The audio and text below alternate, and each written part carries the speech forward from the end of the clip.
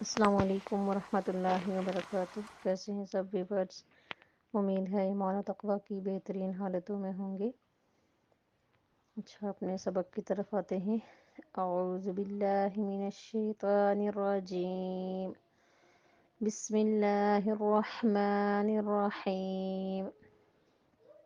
ہمارا کل کا سبق تھا کاف لام، اس کو تھوڑا سا ریپیٹ کر لیتے ہیں۔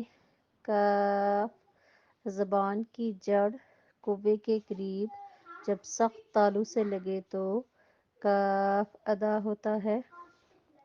لام زبان کا کنارہ جب اوپر کے 4 دانتوں کے مسوڑوں سے لگے تو لام ادا ہوتا ہے۔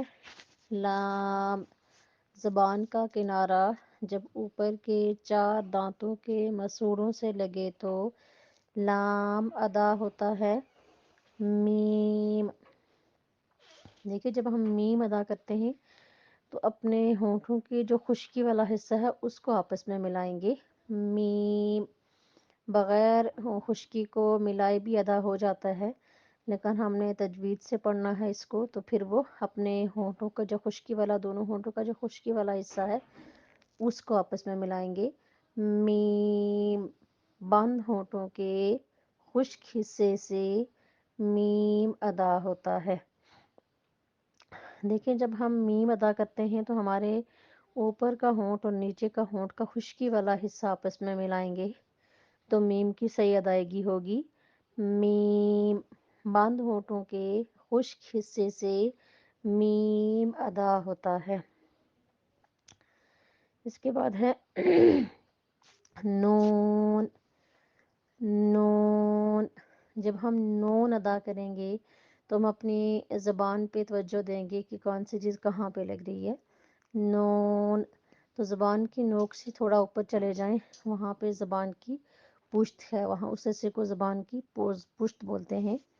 تو نون رو، نون زبان کی پشت والا کنارہ جب اوپر کے 3 دانتوں کے مسوڑوں سے لگے تو نون ادا ہوتا ہے۔ زبان کی پشت والا کنارہ جب اوپر کے 3 دانتوں کے مسوڑوں سے لگے تو نون ادا ہوتا ہے۔ ٹھیک ہے، میم بند ہونٹوں کے خشک حصے سے ادا ہوتا ہے، اور نون زبان کی پشت والا کنارہ جب اوپر کے 3 دانتوں کے مسوڑوں سے لگے تو نون ادا ہوتا ہے۔